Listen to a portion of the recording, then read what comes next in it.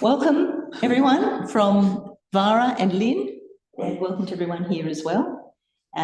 We will be having a nice meditate together. That's the goal of tonight, that we have some silence, that we get out of the brain activity and get connected to that all-pervading energy that makes us feel really nice.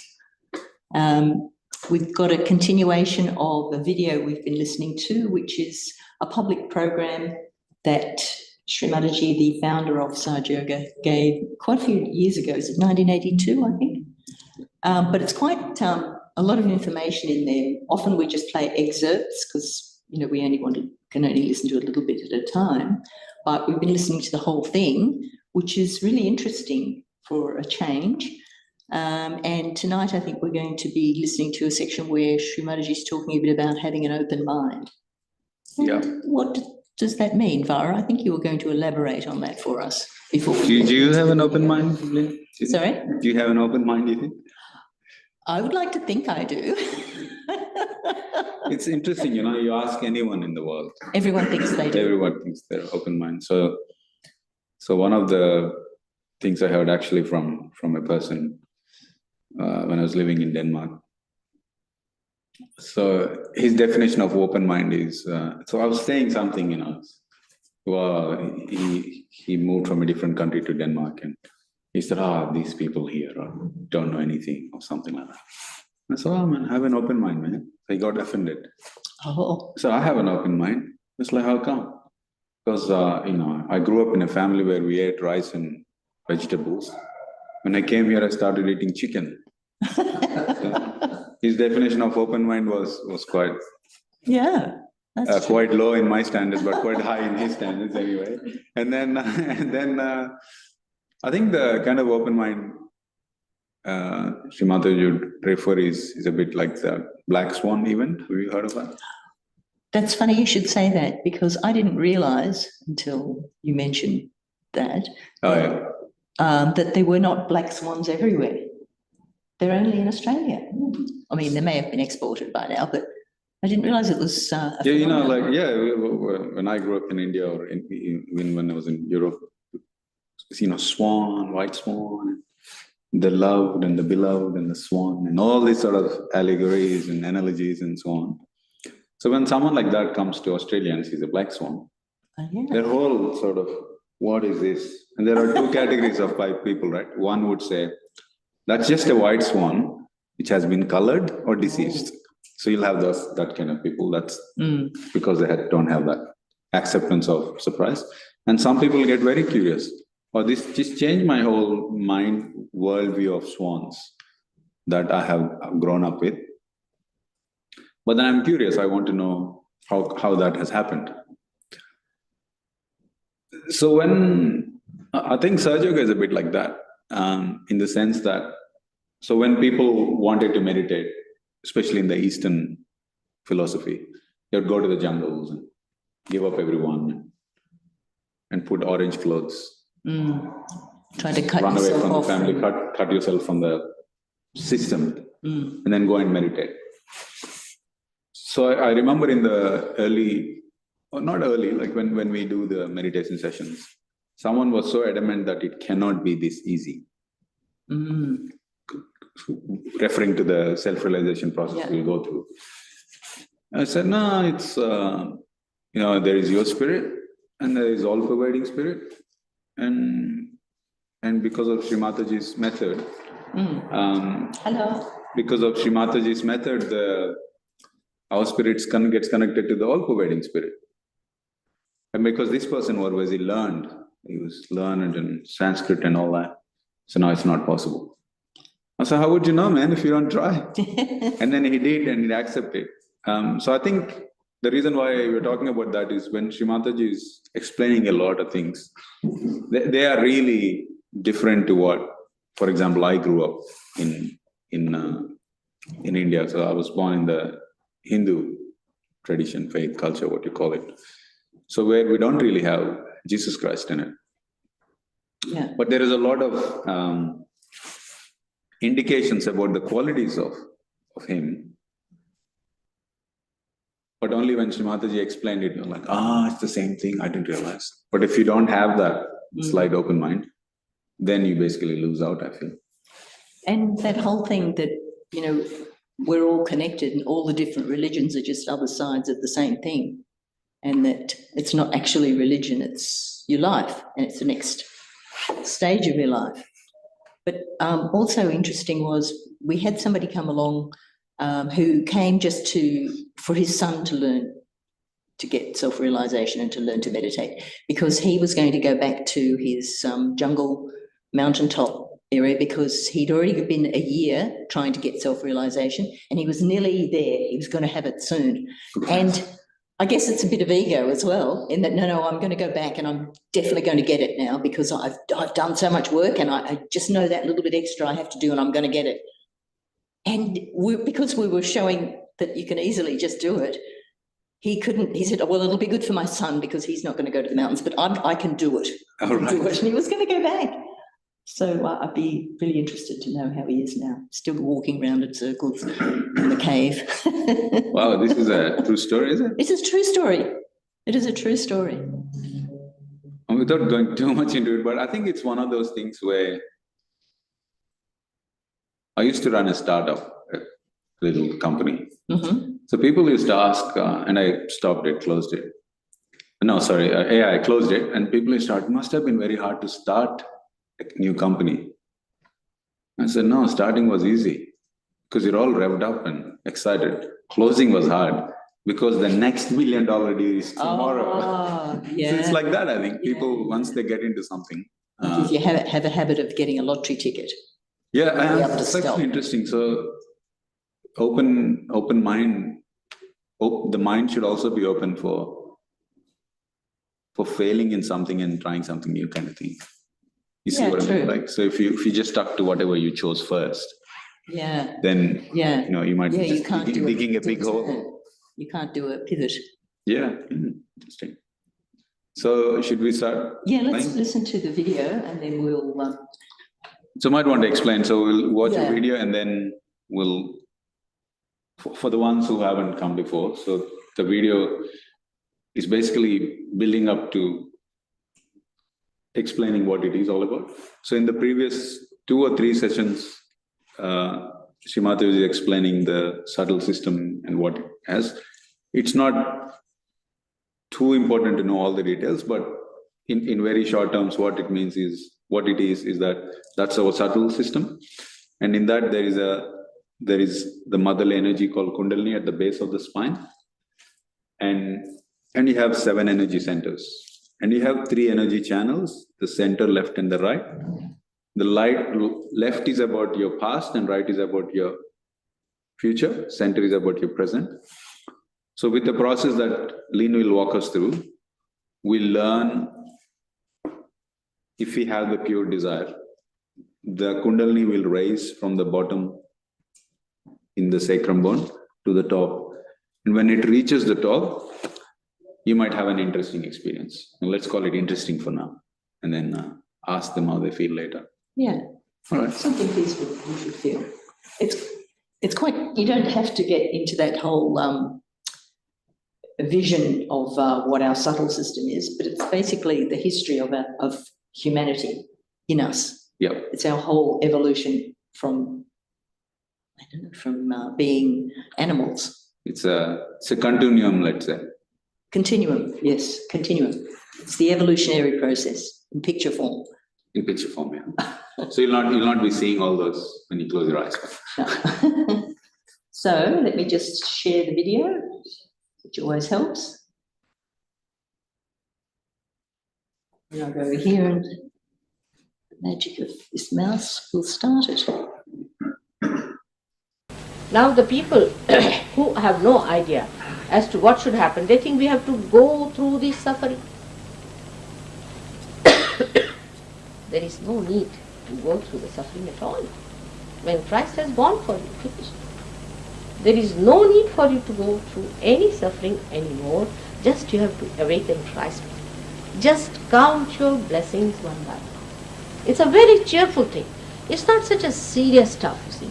Like in Paris Heaven, they said, Mother, never say you are the happiest person. I said, why? I am in joy completely. He said, no, you must say, you are very serious and that you are suffering very much. I said, I'm not. How can I tell them lies? No, you must say you have to suffer. I said, why? He said, because in here everybody believes that we all have to suffer. Les miserables. See, I said, all right, these les miserables are sitting on the streets of Paris, drunk completely, and prostitutes at every lamppost are the les miserables. They are the ones who have created their miseries like this. This is how our mental projection has taken us to this kind of a hell from which to come out only Kundalini can help. Now, this is the mother's thing. So we can say that first is the father's manifestation thing, then the son. Now the Holy Ghost has to come. Now, Christianity is another absurd thing they teach, that there is the Father and the Son and the Holy Ghost, but not the mother. How can you have a son and a father without a mother? It is absurd, but all intelligent people accept it and seriously talk about it. And Holy Ghost is a mystery. Don't talk about Holy Ghost, it's a mystery. Because to say that mother has a part to play is too much for them. Because in Christian religion, so-called, they don't have any place for the women to become the priest or anything. My father was a great learned man. He was a master of 14 languages and he translated Quran-e-Sharif into Hindi and very learned. I should say he's the one who told me about human beings and how their permutations and combinations work. And I asked him, but why this Martin Luther, who was a realized soul, put away the mother's position that way? He said that time, you see, we call it Samayachar.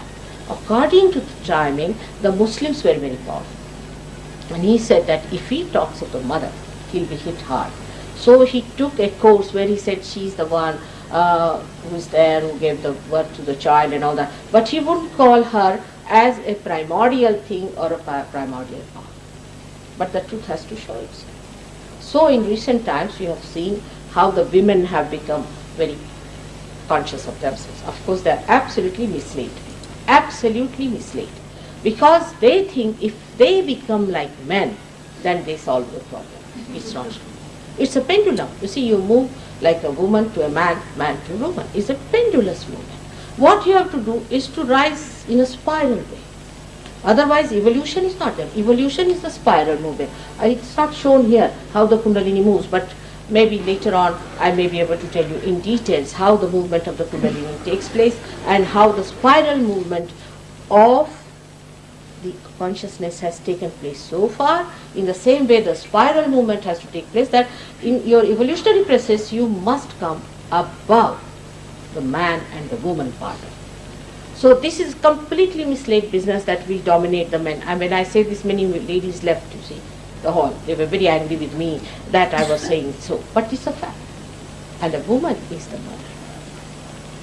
She is in a way higher than man, I think. She is the mother, she has to nourish. She is here for nourishment. So the new awareness has to be that of nourishment, of compassion and love. For example, in the olden days for us, Napoleon was a greater hero. And now if you call any Frenchman a Napoleon, he'll hit you back. He can't stand it because according to him, he was very egoistic. So who is the hero today? Somebody like King, like Mahatma Gandhi, somebody who is the manifestation of the womanly qualities, of the mother's qualities of compassion, love, of nourishment of this mother. Now very interesting it is to see that this Kundalini is the one which is called as the Kumbha in Sanskrit language, means the Aquarius. You call it Aquarius as one of the signs and is the same as Kumbha in Sanskrit language. So it is the age of the Aquarius, is the age of the Kundalini.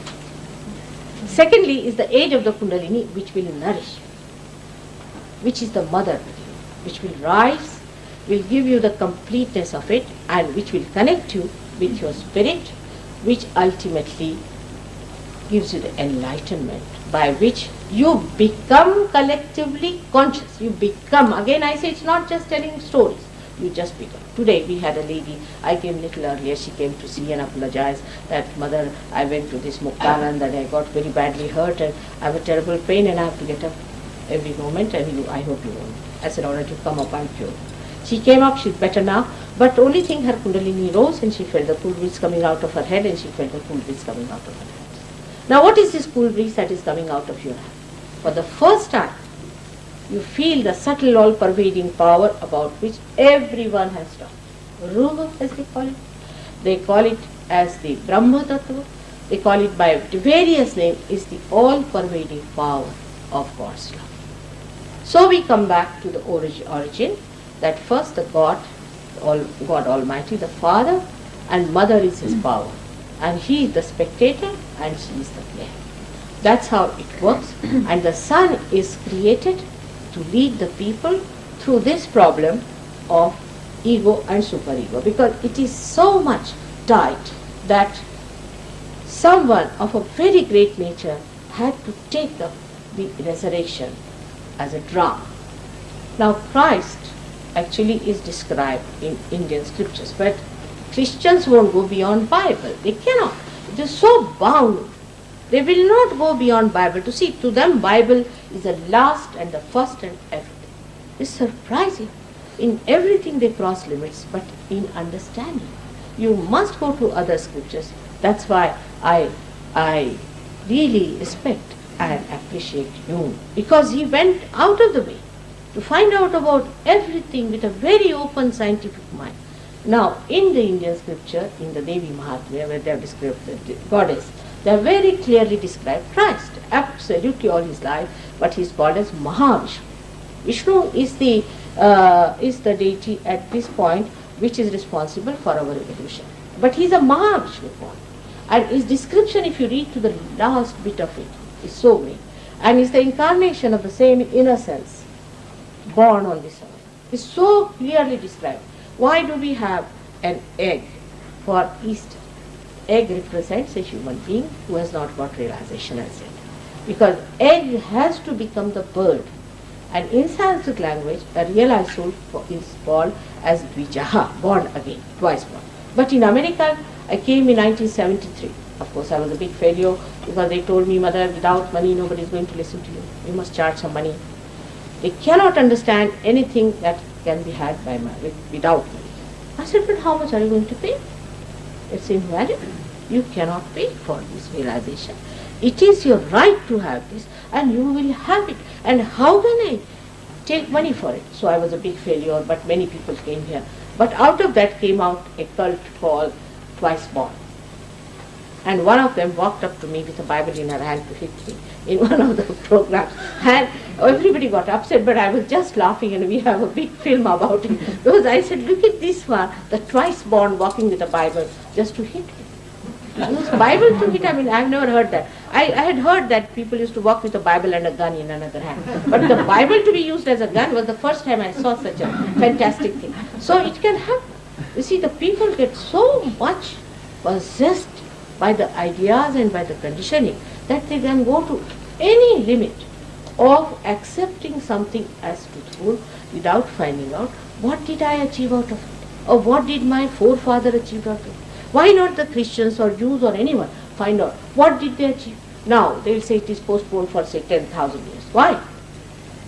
Supposing I say to anyone, there's a diamond available for you here just now. Will you wait? I tell you, people from Australia will come down. But if I say your realization just there, you must understand that all systems and all that we work on comes from the unconscious, which is God Almighty. And in us, He has worked out the system so beautiful, so delicate. Did you become a human being by any effort? From an amoeba stage, He has made you a human being without giving you any trouble. What trouble did you take? What did you do? Did you stand on your head or did you pay for it? You just got it spontaneously. So if you believe in that force that is there of compassion and love, why should you not believe that if you have to get your realization, it will work out spontaneously? It has to work out spontaneously. So this mother force that is there, the age of the Aquarius as we call it, this has to come up and nourish you. And it does. It has worked out wonders in India, because Indian villages are still very simple, thank God. They are not educated, they are not complicated, they just start feeling the cool breeze and enjoying it, that's all.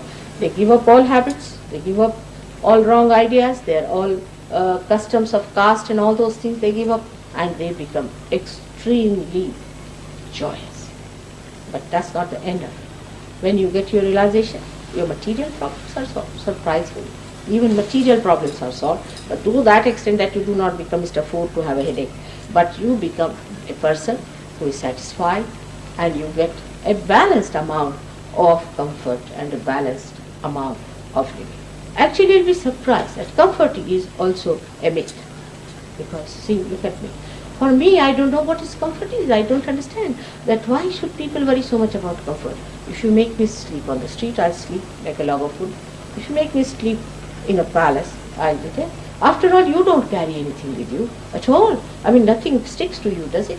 I mean, once you have to sleep, you just sleep. Now, another point I would like to point out from Jung's point of view, that he took to dreams as one of the very big experimental, truthful manifestation of the unconscious. But what happens, how do you get dreams? Let's see. The dreams come to you from the Kundalini itself, in a way. So what happens, the Kundalini is not connected on the central part, but it is the record, is all our past, all our record is in there, like a tape recorder has a tape, it is there.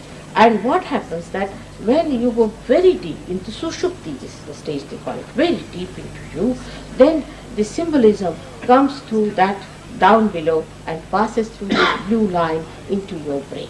And that's how you start seeing the dreams. But when you are passing through that, you see you pass through your all subconscious area.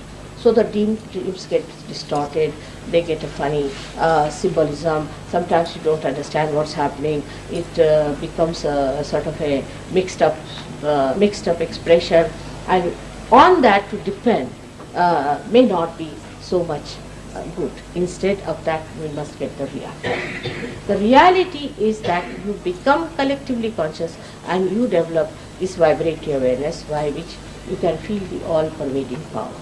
But this is just what you get as far as your conscious mind is concerned, as far as your central nervous system is concerned. But actually, what does it do is the point. When it happens, what happens? First of all, when the Kundalini rises above this center, the Agya Chakra, then the suction takes place of the ego and super. So the space is created. Actually, you can feel the soft bone like a child when it comes out. Actually, you can see. First of all, the eyes dilate, and then it comes out from here, and you start feeling the cool breeze actually here coming out. Now, this is what you feel, but it acts in this way that these vibrations are the vital forces, you can say, not libido only, but all these things mixed together, which are in pure form, which are for your hita. Hita means which is for your spirit, we can say. And when you want to give vibrations to someone like that with your hand, at the most, the person can be cured. You can cure a cancer patient. Now, this one gentleman who has come here, luckily, I mean, it's all Sahaja, again I say spontaneous, that I met him, he was a person suffering from angina. A very serious type of thing had happened because they said he has to go to Houston, and he had booked his seats, everything, he was about to go. And then he came to Delhi just to meet his friends because he thought maybe something might happen, so it's better to go and see them. And there they had a Rotarians, you see, they called me for a lecture. And I was speaking, there must be a lot of people there. And he came out with a question that, what about the heart? I said, heart is completely under control with Sahaja Yoga. So he found it very difficult to find me out in Pune, but he just came to me. And I think I must have treated him for about 10-15 minutes, and I said, now you're all right. But first he had a big, you can say, a big convulsion sort of thing, because the force was there, and then suddenly he got rid of it, and he's perfectly all right. He's normal. He went back to the doctors and they said, this is not your X-ray, these are not your reports, this is something different. And luckily this gentleman happens to be here in America. But this is only one of the cases. I would say that luckily it so happened that Sahaja Yoga has cured people like, we can say, the President of India, who was suffering, who came here for an operation for his cancer of the lungs. And when he was going, I just went to see him because my husband knew him very well, and the High Commissioner just said that, do you know, she's such and such, but also she's Mataji Nirmala Devi. And I'm known in India for this kind of things. So the wife of the president said that, "Mother, please cure my husband." And he was very much suffering. He could not sleep, and people were worried that he may not survive up to Delhi's airport. When I treated him for 10-15 minutes only, and he felt, "Now I'm feeling relaxed, I'm going to sleep." And next day when they reached Delhi, he walked down and everybody was surprised. They had taken a stretcher, this thing, and he told me after that he went straight for a tour. And he then, later on, his wife showed me that even the mark of his operation has disappeared. So you can write to him and find out about it if you want to find, but it's nothing important because just a byproduct. So I must warn you that I'm not here to cure anyone or to do anything, but if the Kundalini rises, she nourishes. It's your own. It's your own Kundalini, it's your own spirit, it works together.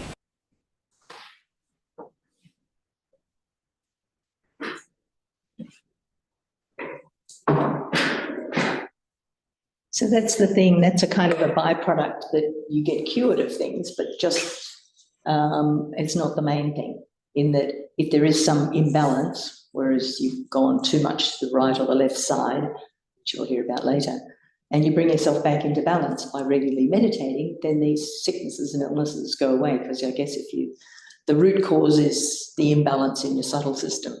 And that imbalance is there for longer and longer and longer, and then it becomes an illness. So finally, you've got to take notice of yourself and fix yourself up. So the main thing, I guess, is that we should awaken our mothering energy that's sitting in the base of our spine, of everyone, and get connected to our spirit. So we're getting into that next stage of our consciousness where we become a spiritual being. So, shall we do it? Yeah. Any questions at all? Nice to see you, Pushpa. You're back in Australia. Padma. Padma, Pushpa. Start with the P. Actually, they both mean the same. Oh, they mean the enough. same thing. Ah. All right, so what we'll do is we'll close our eyes and just pay attention to ourselves and see where we are. We can just take a few deep breaths.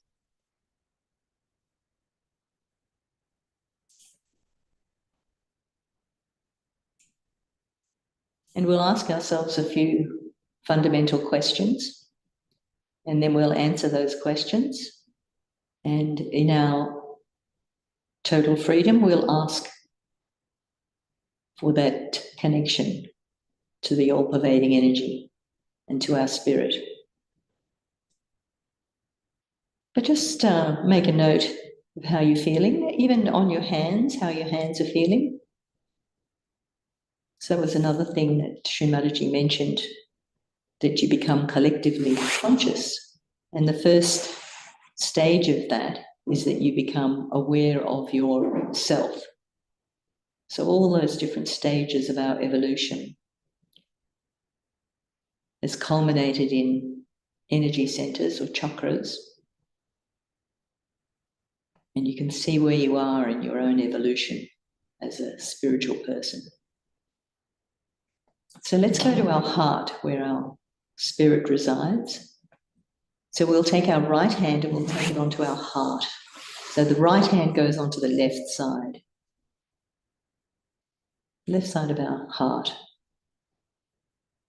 And here, just to yourself, inside yourself, we can ask, am I a spiritual person? Do I have a spirit?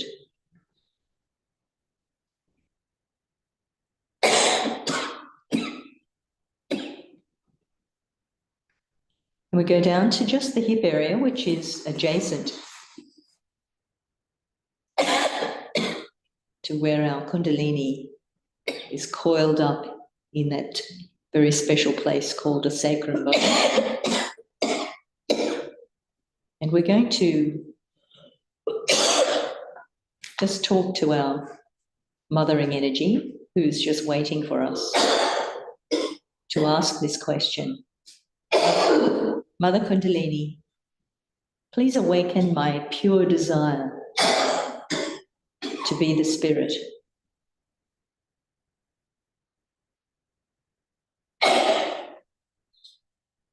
Please give me the pure knowledge of myself.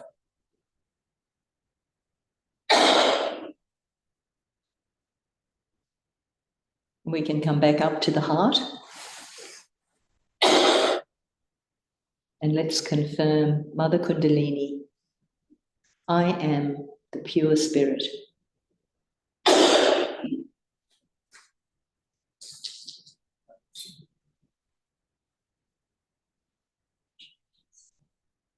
So there's a few conditions that obstruct the passage of our mothering energy.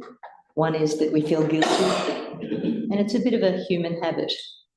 But let's go up to the neck area. So it's on the left, the neck and the shoulder where it joins.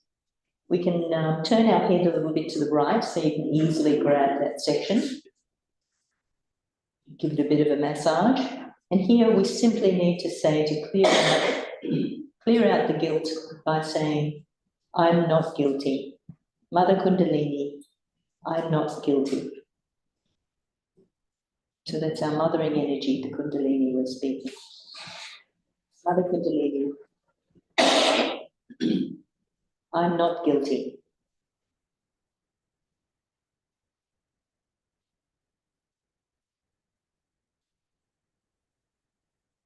I'm not guilty. A few more times.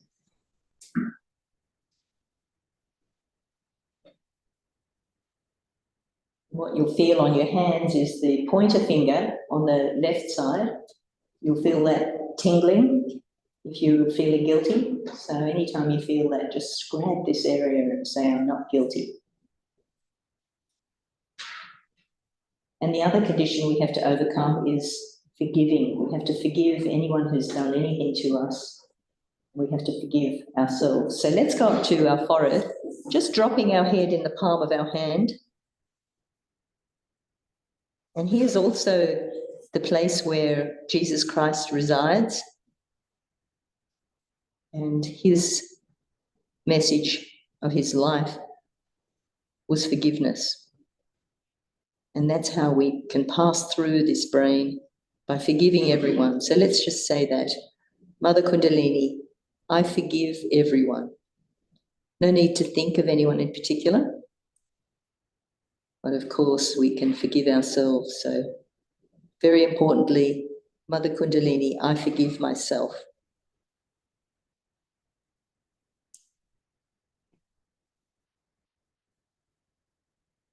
I forgive everyone, and I forgive myself.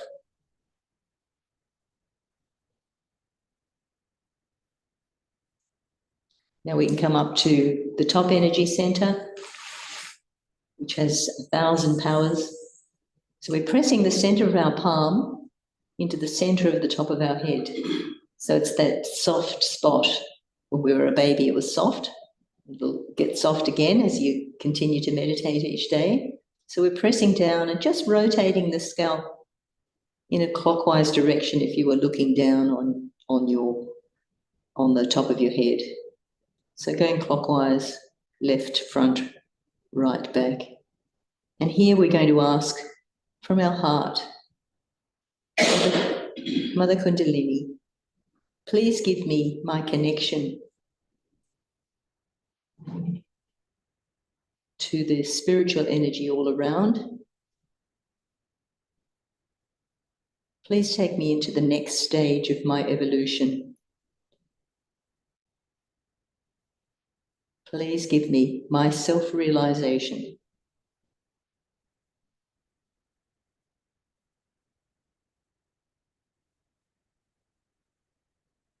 If you've done this quite a number of times, please strengthen my self-realization, my connection. Please establish and strengthen my self-realization. Really desiring from your heart to go into that next stage of our evolution. And just raising our hand up, you'll start to feel either nearby or could be far away, you'll start to feel that flow of that energy that's just been awakened from the base of your spine. It'll be as a cool, subtle breeze on the top of your head. Even try with the other hand. Bring the right hand down, the left hand up. Bring it close and just take it up quite high. It might be sometimes. You can bring your hand forward and back, and wherever you feel that, just keeping your attention there.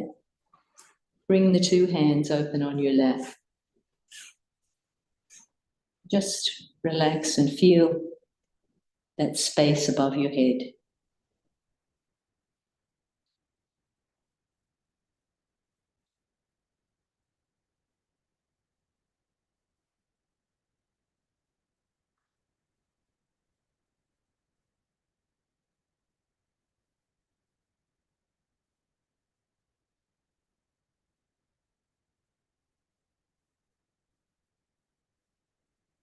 Just be aware of how the palms are feeling.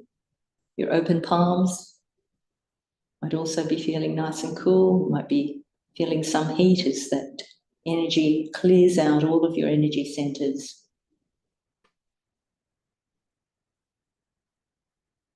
Then it will go cool after a little while.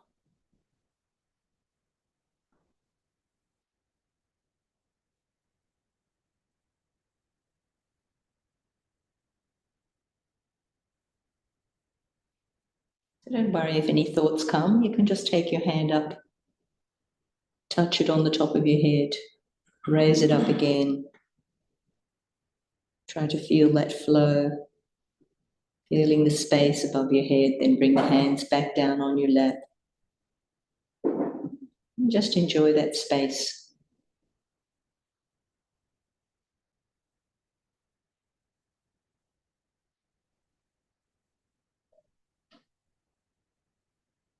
It's not this thought. Not this thought.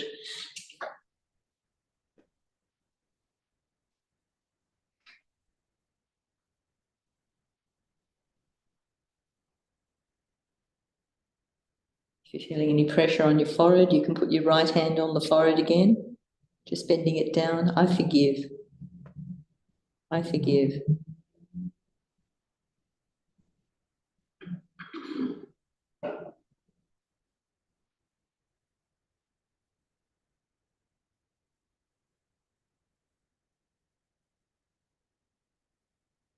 Back on the top of your head, just rotating it again.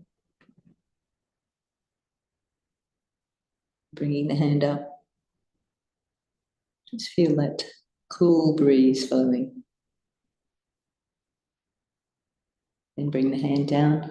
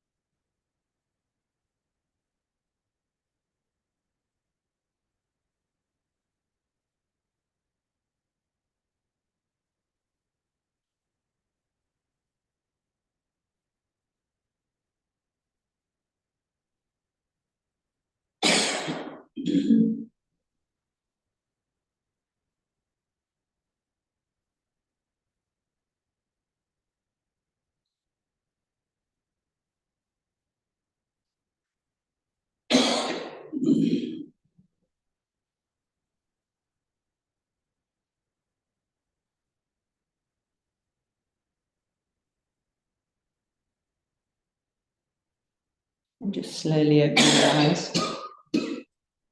We'll continue on our meditation in a minute. Vara will take us a little deeper as well. But as a little exercise in using the vibrations, let's all give a bandhan. This is a technique we use if we come across someone having a problem or we want to help someone with those vibrations. We can write their name on our hand or the issue, and then we can put those vibrations around in a circle. So this is some good information for those of you who've been coming for some time now. So we're going to write Padma. Padma's got a little something tickling, bothering her. So let's write Padma's name in our palms of our hand. Give it a bandhan, so she will feel relaxed.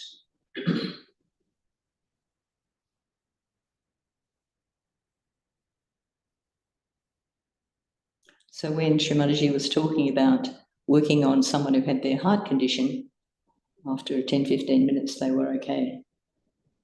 So we can be helpful in life.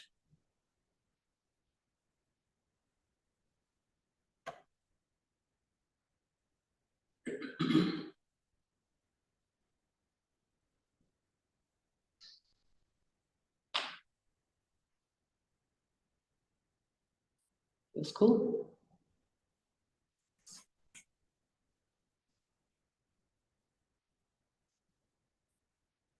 So there is this little process that we call as raising the Kundalini. So if you can just follow me on how I'm doing it. So you put our left hand in front of us with our right hand going around. We raise the Kundalini energy to the top energy center and make a knot. We do that 3 times. Each time we raise, we make second time it's 2 knots. The third time it's 3 knots.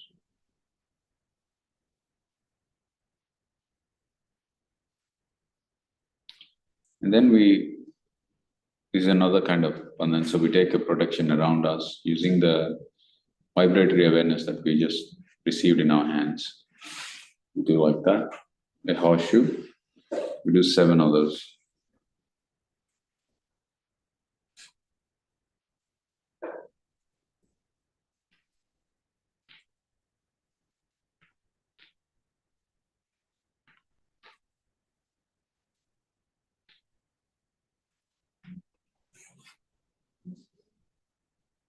Slowly open our eyes. So quite often the Kundalini that is going from the bottom of the spine through that triangular bone to the top, we don't feel that because the left and the right balloons that are there on our above our Agnya chakra. So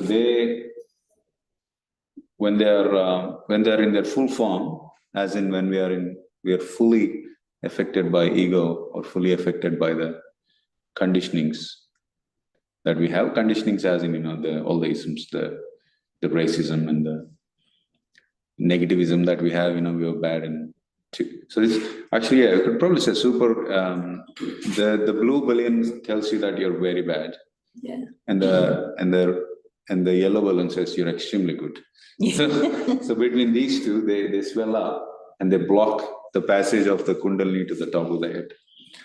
So as you see, they do a little bit of a swap there. So left channel is about the past and the superego. So that goes here. So when we clear our left channel, we can also help our superego to cool down. So we drop our right hand towards Mother Earth. Can keep our eyes closed. Just before that, let's put our right hand on top of the head.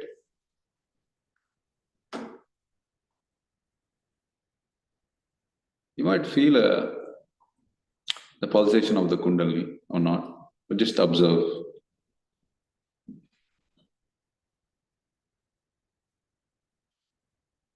And then while being conscious of that place where you're just touching, you can drop your right hand towards the ground. And with a pure desire, we ask, Mother, please clear my superego. Mother, please let all the conditionings drop off from my subtle system. Mother, please remove all the lethargy from my subtle system.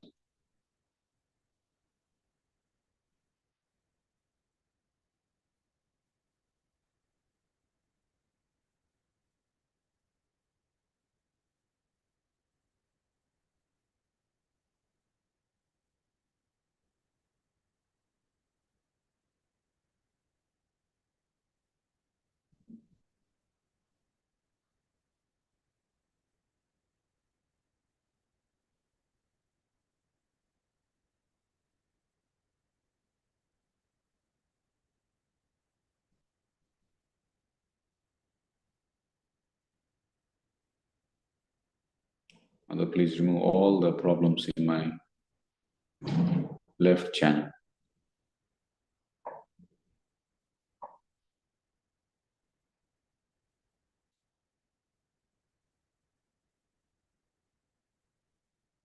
If our attention has wandered, let's bring it back to the top of the head.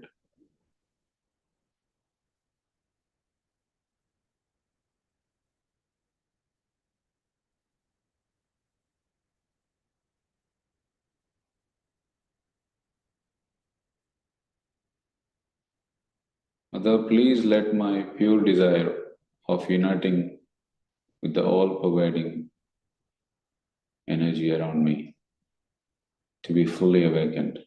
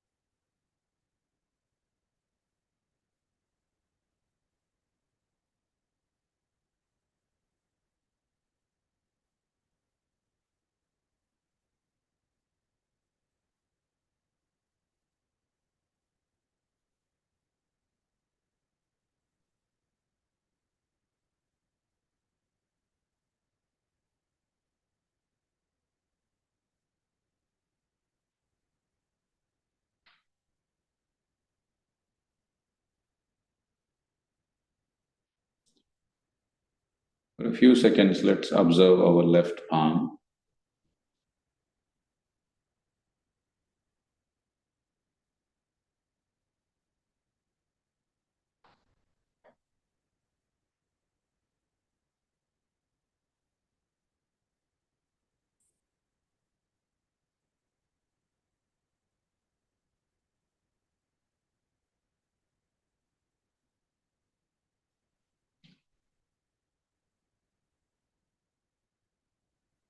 We'll put our right hand on the lap.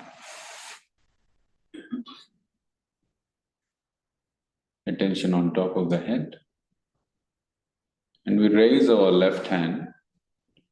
You can quickly have a look if you're not so sure. With our fingertips pointing towards the ceiling.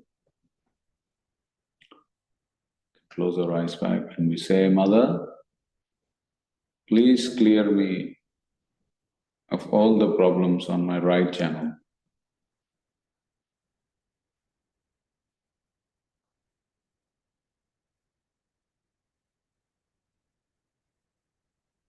Mother, please remove all the negative effects of ego in my subtle system.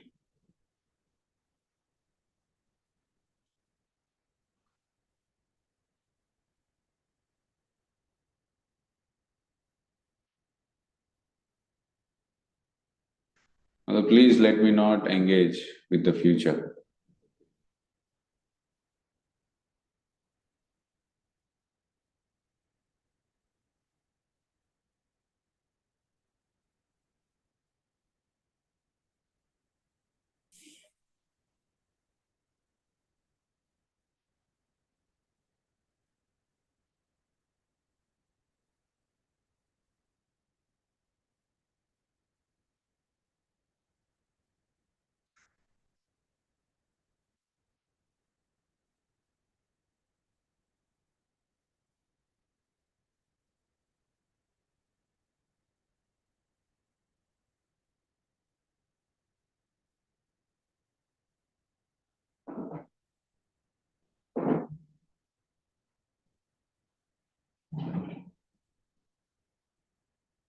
Your attention has wandered, bring it back to the top of the head.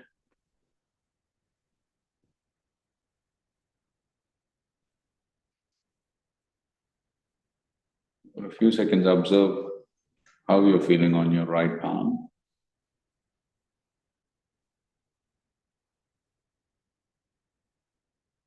And place our left hand back to the lap. Just put our right hand on top of the head. Press it down a bit. Just bring our attention to the top of the head.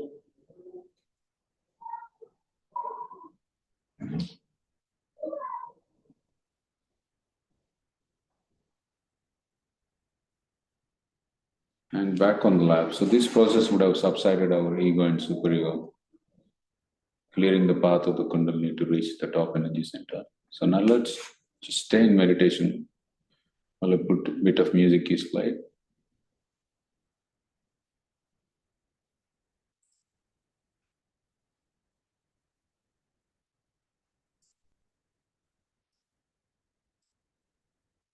You can quickly look what I'm doing here. You can raise the Kundalini from the bottom of the spine and put it on top of the head. So you could do that a few times.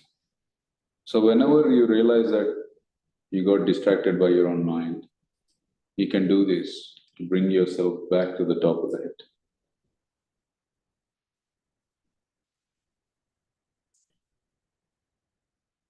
And don't really beat yourself up. If you feel like it, then you can just say, I forgive myself.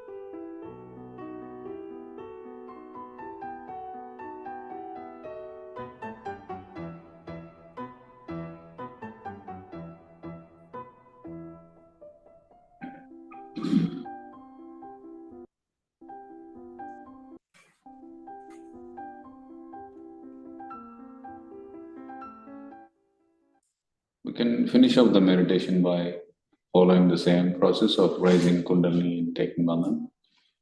So if you don't remember, you can follow me.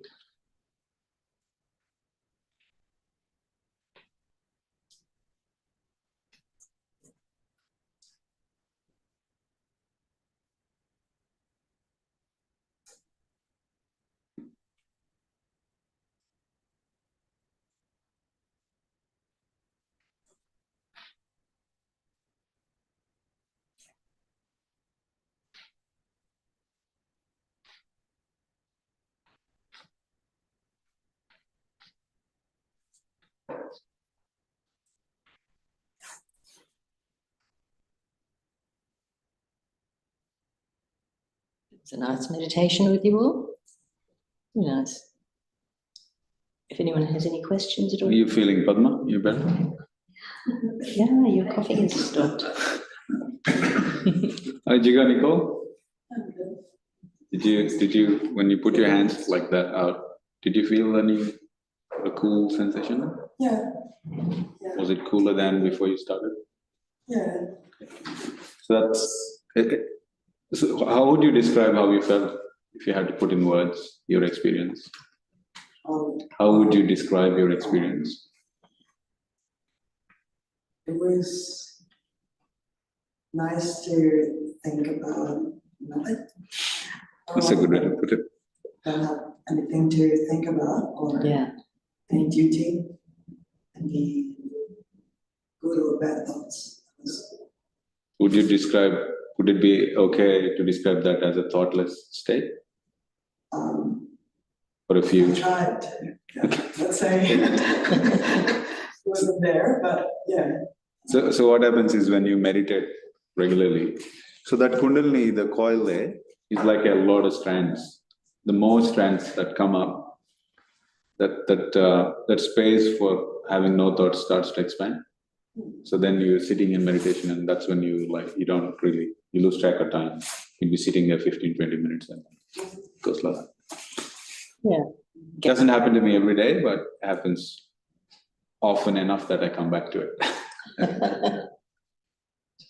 So I hope you all online enjoyed as well.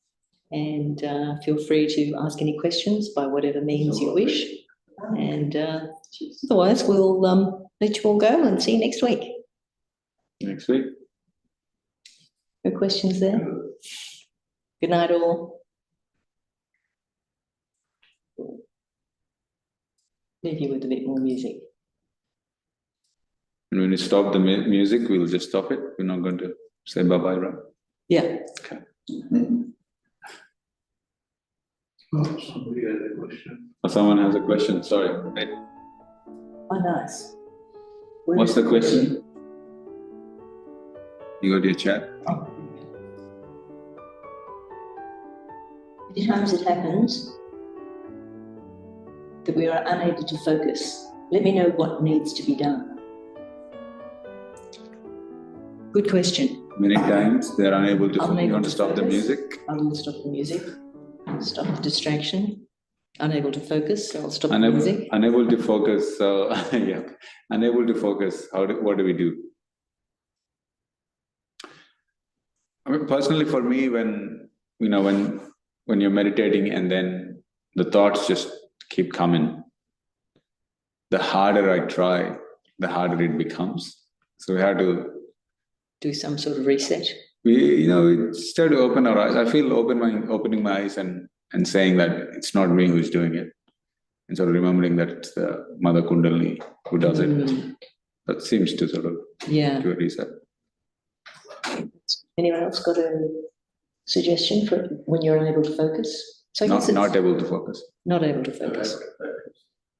Huh? What would you do if you weren't able to focus when you sat for meditation? I forgive.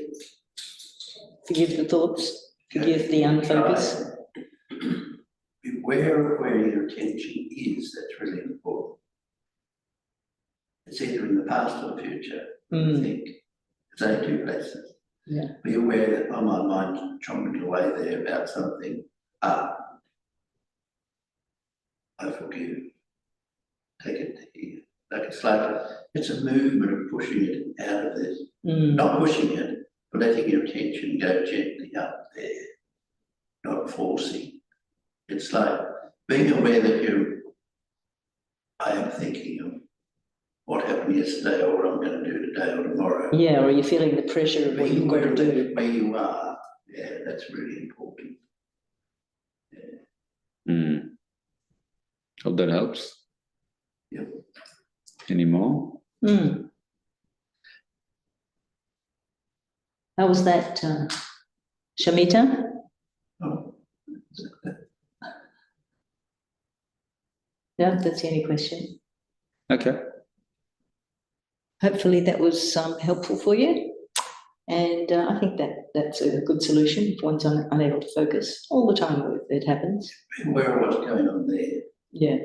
Why we're not able to focus. If there's something in the past coming up or something we're going towards the future. We feel we're not ready for what we need to concentrate on and do. Or we can just ask ourselves why we are in Sahaja. What's the purpose? Like it's just reminding Why am I myself, yeah. So that thoughts will go away and it will bring us back to meditation state. Good solution. Pretty. You got 3 solutions. You try what works for you, Samita, and then see how you go. Yeah, that helps, said Shamita. All right. Good. Excellent. All right, we'll go back to music. Music, yeah. More questions are also welcome. That's okay. I'll just music you for the minute. Find it again. I might give you some different music. Nice raga. Take our faces off. Sorry? Take the video off. Oh, yeah.